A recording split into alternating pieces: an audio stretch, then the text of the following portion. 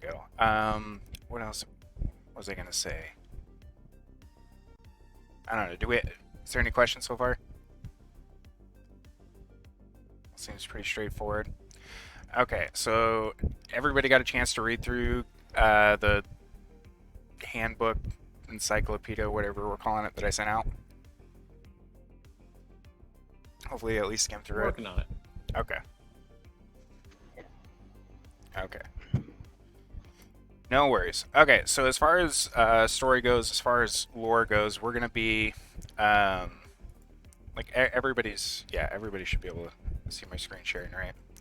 Okay, so as far as story goes, our weekly meetings are Sunday, or Federated Council or UN type meeting. It takes place in this city, the Collective. And just quick background, if you missed that, this split off, or this was given as free land, specifically for this purpose by Faldori Reformed, as a basically its own city-state. It's the largest city in the world now, but for the purposes of this, for diplomacy. All right.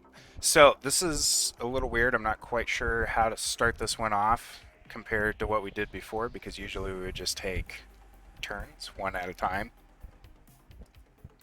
saying what you would want to do. So I don't know how long we'll get into today. Oh, the one other thing I was going to say, you can keep your nation secret, but you don't have to either. I was just saying that at the beginning because a lot of people weren't quite sure what they wanted to play, and if some people are playing more dastardly nations, you don't necessarily want to give that away, or whatever. You don't want somebody directly stopping your plans for domination, subjugation, or whatever floats your boat. It sounds like what? You're talking shit? Says that sounds like some shit Derek would do. Yeah, just a little. All right. I'm offended. He is definitely a schemer. Okay, so I'm just gonna start off with some. I guess before we get going, do we have any? Were there any countries that popped up that needed a little bit more clarification? I'm not saying like I'm going to dive deep into each country's history out of the guidebook that I walked into, but was there anything that was unclear while reading any of those countries that I can clarify? No? Okay. Alright, so we shall get going then. So basically, recent events around the world. Still going on between Central Faldor and Faldor Reformed, and unfortunately the poor country of Talnor caught in the middle. There has been some large skirmishes going on, and battles going on right in this area here. This is pretty standard for this area, has been for a long while. But Talnor, the small country, this poor country in the center, is asking for some humanitarian relief from any other nations nearby. Talnor is afraid that they're going to have to retract their borders even further, as they have done in the past, just because they cannot support it financially. So they are looking for support, and once again continuously pleading for Central Faldor and Faldori Reformed to call for a ceasefire. Over here off the coast of Vost, there have been reports of dragonkin landing along the Waste of Time. Not entirely sure what it is, but they seem to be fairly large expeditions landing in the deserts out here. In Cormanda, along the coast of Cormanda and Calumet, there has been reports of missing people. Um, Not just missing people, but whole small villages disappearing entirely. In Hallenholly, um, which is a prison for all the other nations in the world, they recently had a prisoner escape. It's a human male. They're not giving out the name. They have put up pictures, or they have put up wanted posters and distributed it to nations throughout the world saying, keep your eye out for him.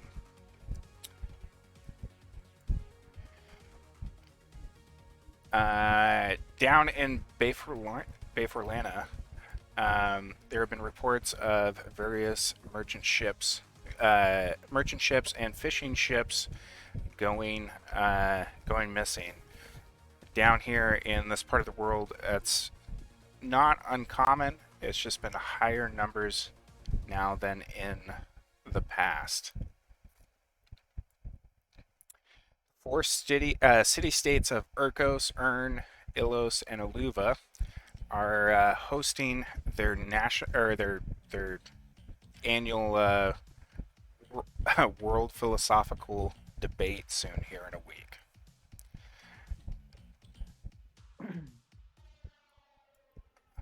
Right.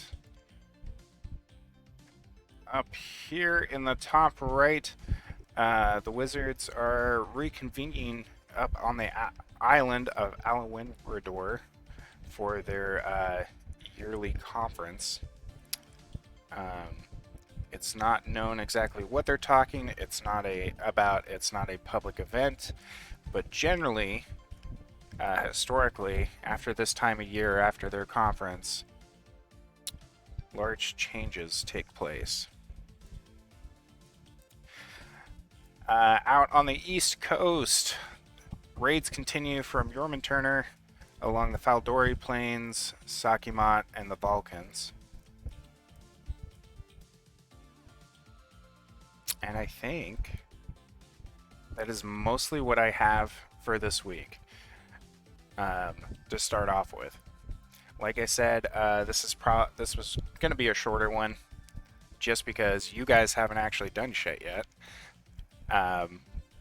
But hopefully that's giving a little bit more of a feel. Do we have any questions so far?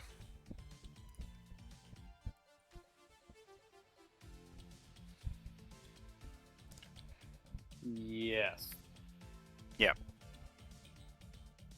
The conflict down near Central Faldori and Faldori Reformed. Yes. The place that begins with a T. Talnor. Talnor. Mm-hmm. What is that conflict again?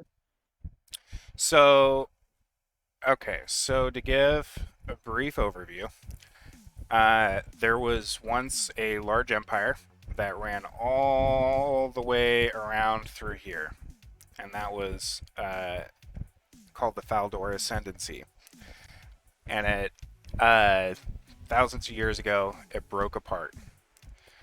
It broke apart into 3 smaller kingdoms of Central Faldor, Southern Faldor, and Faldori Reformed. These nations right over here, this used to be Southern Faldor. They broke apart again into even smaller nations. Central Faldor and Faldori Reformed have been fighting an ideological conflict for thousands of years now. Basically, Faldor fell so long ago, we don't know the exact reason why it fell. There's been a lot of theories, a lot of speculations on why it did. Central and Faldori Reformed both have conflicting viewpoints on it. Central Faldor blamed overbloated, basically, bureaucracy, and they centralized their government into a dictator named the Car, and became very heavily militarized. whereas let me pull up my notes here. Whereas Faldori Reformed decided it had to do more with, or the fall of Faldor had to do more with its abuse of magic, basically, and the corruption that it brought. So it moved farther away from that, reworked its leadership structure, and yeah, basically they've been fighting over borders with each other, and basically claiming which one is which one is basically the right nation to carry on the legacy of Faldor. Does that make sense? So Cool. because of that, this small nation of Talnor, even though southern Faldor doesn't really exist anymore, and all these nations have gone off, they don't have any claim to that Faldor legacy anymore. Talnor here has been a relatively poor country, and they get caught right in the middle of these two conflict. So that's what they're asking for. Is there's been another couple of large-scale battles between Central and Reformed, and Talnor's caught in the middle, and because of that, a lot of their farms, their villages have been hit, and they're worried that they're not going to be able to maintain their borders, which is what has happened previously. They're not going to be able to financially maintain them, and then they lose territory to both Central Faldor and Faldori Reformed. So that's why they're asking for any sort of economic support from other nations in the world.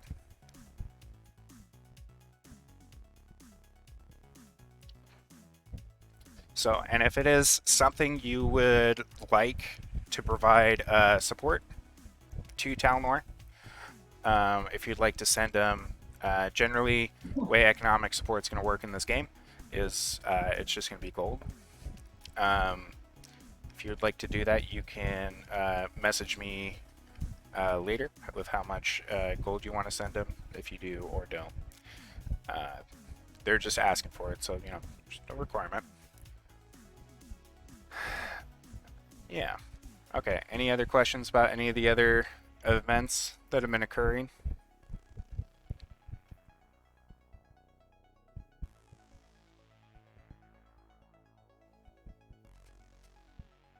Okay.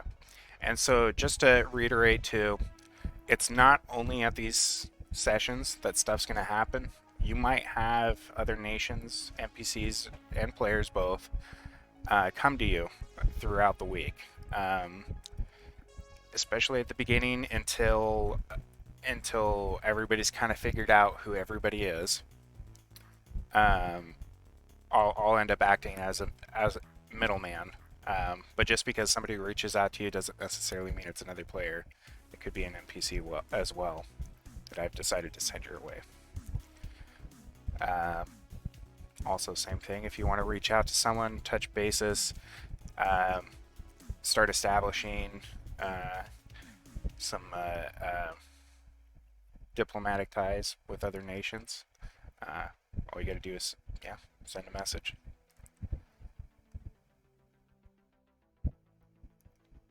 Alright, I'm getting a lot of silence from you guys. I know nobody's trying to give away anything about their nation. Just processing. Yeah. It's a bit. So I expect it today to be short because nobody's done anything. And honestly, the first few sessions are probably not going to take too long overall. But I'm assuming they will get longer and longer just as everybody figures out who everybody is. Because, like, for example, if everybody knows who Ramon is, and country like Talnor is saying, hey, I need help, he might just say, oh, I want to help, I'm going to send people over there, right? And then Derek might say, no, I'm going to stop you from sending people over there. So that's when sessions will start getting a little bit longer as we get more and more into this. I'm excited for you guys to do some exploring. And how much of the session do you want to do in these video chats? Will like military conflicts happen here, or debates between nations? It will depend on the scope of the event. I would, I'll think. If it's between two players, like if it's a battle between two players, I might just schedule a different time throughout the week for the two of you to hop in a call with me, and we'll figure it out in a half hour, an hour. If it's something that people are working in tandem, if people are working together, then we might put it on one of these sessions. The whole point, the whole goal of the way we're doing it now, though, is to try and save everybody else's time but mine, right? So try to make it just because we got people who live all over, and we're doing this online anyways. And like I said, I'm in front of a computer all day, so I've got time generally to do this. So yeah, depending on what it is, I would say if a whole bunch of nations are banding together on something, then we might do it in a session. If it's just a disagreement or something like that between two players, I might just figure out a different time throughout the week, or we might just meet before our session or after. If that makes sense. I don't know. It just depends on what it is, what the conflict is. Like I told you before, bro, I was hopped into. It'll be a lot easier for me to do like the longer shit and like interaction with other players and stuff once I'm actually stateside here in the next like week and some change. The only issue will be getting internet set up, but yeah, no worries. Yeah, and if you guys aren't as familiar with Discord, it does work on your phone too. All this, yeah, works on their voice and video and all that. It's not as smooth of an experience. Smaller screen, not as good audio, but it does work on there. Yeah, and then I guess one of the only other questions I have is, do you guys prefer... I was trying to figure out how we want to do communication throughout the week. Honestly, Discord might be easiest for me to do. Just when you're sending messages to and from, just because I get a lot of stuff through Facebook Messenger, and I don't want to lose track of conversations and that kind of stuff. In Discord, it's a lot easier layout for me. I can show you guys how to do a quick group message if you need to. So if we just go up here on the top left, we can go to home. Oh, let me move this over. And then there's a little plus sign here. And you can do a DM through there. So we click on that, create group DM. There we go, we got Derek. And then in the top right corner, there's a little person with a plus icon. So if we want to add anybody else to that, we just click their name and click create DM, create group DM, and it'll create a whole thread, and it'll keep all that. Yeah, it'll keep all that info in there. But it's up to you guys. Yeah. So I would just prefer that we decide kind of now, so I'm not getting a mixture of email, Facebook, and Discord. Like I'd rather get all my messages from one source, if that makes sense. It's easier for me to keep track of. If it's easier for you to do Discord, I can switch to that. It's all set up on my phone anyways, so. Okay. I can't do Discord on my phone, but I can do it on my computer. Okay. Either way. Okay. Yeah, let's just do Discord. Why doesn't it work on your phone? I'm just curious. My phone's 6 years old and is at the point where I can't download new apps, and I need a new one. Yeah, probably. Okay. I'm upgrading my phone at home. Okay. Trying to think if there's anything else I'm missing. Um, yeah, like I said, we'll have certain events pop up throughout the week too, and that'll give you more of a one-on-one kind of thing, or you could to message or opportunity to message me and ask more questions about said event and react to it. The other thing is, so over here, oh wait, did I give you the rule? Yeah, this is why you couldn't see it. There we go. Now you should be able to see this nation's chat, Chelsea. But so we just have the voice chat or the call channel, and then right here we have our text chat. In here, if there's any public events that pop up throughout the week, I might post something in here, so just keep an eye on that. Any sort of public stuff you want to put on in here, that's fine too. Yeah. I'm trying to think of anything else. This is basically what I assume this first call would be kind of more going over the structure of how things are going to go. Do we have any questions about... What's that? Sorry. Between now and next week's session, basically you want us to write up our list of things we want to do and send it to you. And if it requires linking up with another player, you will either be the middleman or connect us to them. Yes. Yes. I will generally act as a middleman until both parties have figured out who each other are or have openly disclosed that. Me acting as a middleman, stuff's going to take longer. Just saying. So there is definitely some pros in being more open about who you are, just because all you have to do at that point is create a group DM with me included, with you and the other player, and then just go back and forth and talk things out. Whereas if I'm acting as the middleman, you got to send me a message, then I got to relay that message, get the response, relay that back.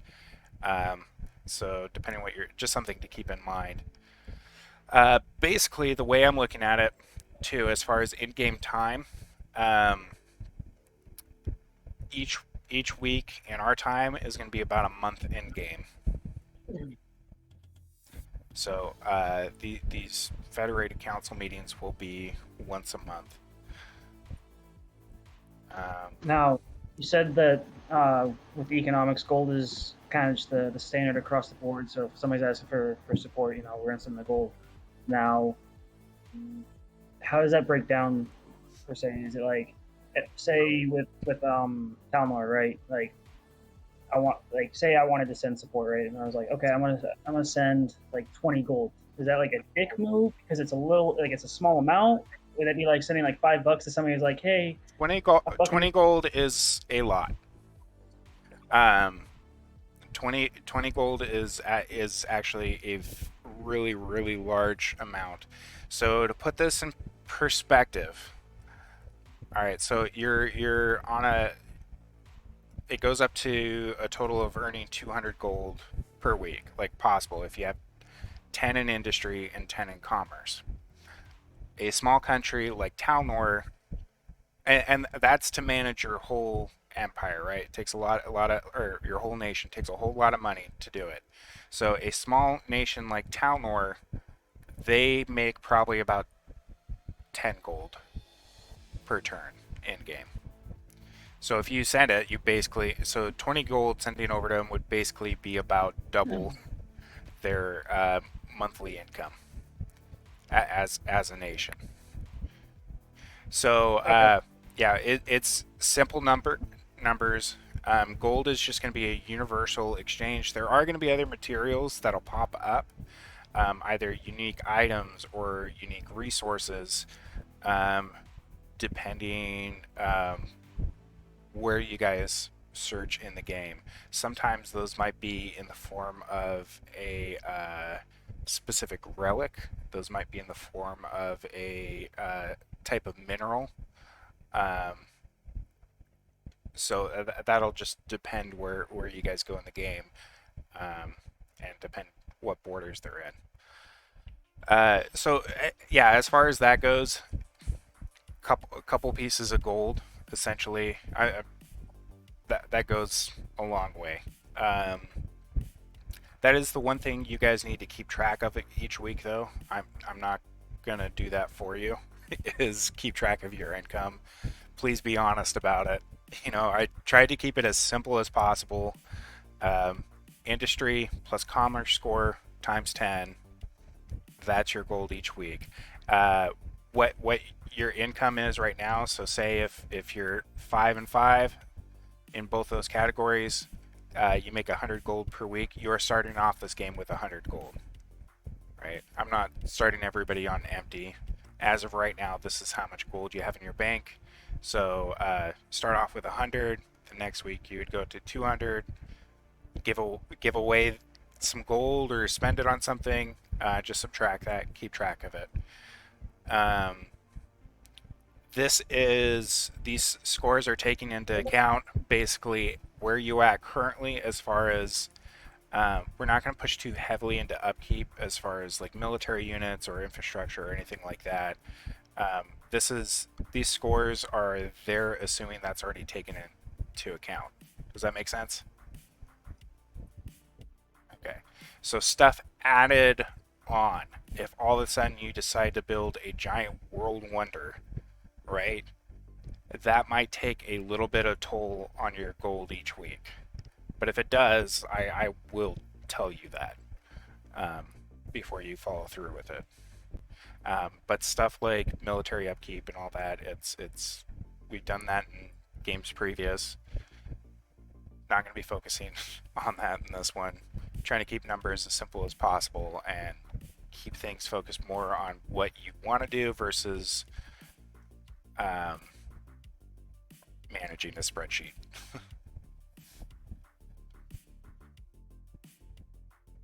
Any more questions about gold?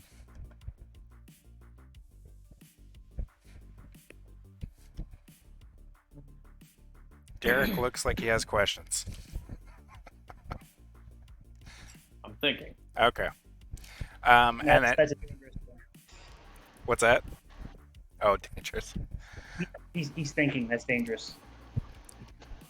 Yep. All right, and then I'm just while we're here, I'm just going to reiterate over the other rules just to make sure um, it was everything's clear. Okay, so stats are a basic framework. They are not a hard static number, right? You can't just say, "Oh, I want to put 100 gold in every week to raise my brilliance score." It's not how it's going to work. Those numbers will change based off of actions you take in the game, or lack of actions you take in the game. And it's basically just there as a framework so that I can see how you size up against other players, other nations in the game. Does that make sense? It's more for comparison rather than any hard stat rolls, stuff like that. The stats are diplomacy, which is how you communicate with other nations; brilliance, which is basically research in either. I feel like I need a different word than industry. I don't really want to say steampunk, but like in either technology versus magic. That's your research. Infrastructure is basically the cohesion of your government. Everything from roads to like basically if a rebellion happened within your nation, how well you are at quelling that. Espionage, spying on other nations; counter-espionage, preventing other people from spying on you, and also just finding out information within your homeland. Army, Navy, aerial, I don't need to go into. Industry is basically skill and output of the shit you make within your territory. And then commerce is any sort of trading, whether it's through goods or currency with other nations. And then the last bit is, of course, the approval rating, which is something to keep in mind. and this is how I keep you in check in playing what's true to the nation that you build. Like, so nations can evolve over time, but only if it is a logical and gradual process to doing it, right? If you start off as a democracy, you are not immediately going to be able to switch to a dictatorship just because that's what you want to play now. That would affect your approval rating. So approval ratings on a scale from 0 to 100, anything 90 plus, you're going to get a +1 to all your other stats. You're going to start seeing a lot of prosperity in your nation and a lot of just natural other bonuses that may come with that. If you drop down to 40, you're going to start seeing dissent in your nation among your population. If you go down to 25, you're going to start seeing rebel factions pop up in different areas, and they might lead guerrilla attacks against certain installations. And if you drop down to 15, God forbid, there's a chance that your government's going to be overthrown. Does that all make sense? The approval rating? Okay, so those are the three main areas of rules: your stats, approval rating, and gold, as far as mechanics go in this game. Everything else is what makes sense with the story, stuff that follows logically.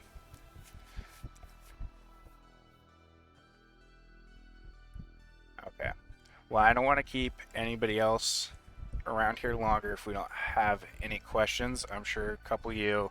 Well, I know Derek's going to send me a shit ton of messages after this. But I'm sure a lot of you guys have stuff you want to send me after as well. But this is your last chance for any clarification, questions, whatever, before we wrap it up this week. And actually, I talked on way longer than I was expecting to today. So when you were asking us for our initial write-ups and stuff, you said you were doing that so you could possibly start building like our nations, like our pre-formed alliances and stuff like that. Some of our pre-existing ties. Do we have any word on that? Like, are we expect something different week, or if I haven't told you anything about a pre-existing alliance, then you don't have one. You can message me if you want more details on neighbors that you share a border with. If you don't have any pre-existing alliances and you share a border with somebody, I can give you more in-depth info on them just because you've shared borders for however long now. If you want in-depth knowledge immediately on a nation on the other side of the world, I'm not going to give that to you immediately. You got to do a little bit more digging. But if you share borders with someone, I can go in a little bit more detail about that. But yeah, long answer short. If I haven't told you you have an alliance already, then you don't.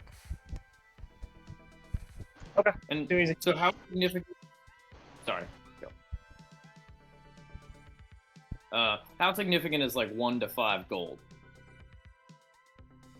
1 to 5 gold? Okay, yeah. So it is generally a large amount. If you are, and it depends on the size and wealth of the nation you're dealing with, right? If you give 5 gold to a nation like Central Faldor or Faldori Reformed, that's nothing to them. They're not even going to look at it. They are large nations, wealthy nations with massive militaries and massive populations. But giving it to a smaller country like Talnor or Venskala or something like that, where they're a little bit smaller, Befrlana, they're going to appreciate it. Like 1 to 2 gold is probably not going to change their world and make them instant best friends with you, but it's not going to be looked on as a slight or anything of that sort. There's probably only a handful of nations that will look on any gold being given to them as a slight, but you got to figure out which ones those are. Um, yeah. Basically, yeah. Gold just depends on. I think I told you the average income of nations, and that's not just for players, but for NPCs as well, is about 90 gold per turn. That's average. That doesn't mean there's. Yeah, I mean, there's some way above and some way below. It's just the average. So hopefully that puts it in perspective. Um, just depends who you're trading with, what they're like, and then as far as like projects that you're putting money into or whatever, like I'll tell you how much something. If you say I want to build this whatever, I'll tell you how much that'll cost, and the cost will change depending on the size of the project and the value you get out of it. Does that make sense? It's hard for me to give actual value until you start spending it, or to describe the value until you spend it. Okay. Any other questions?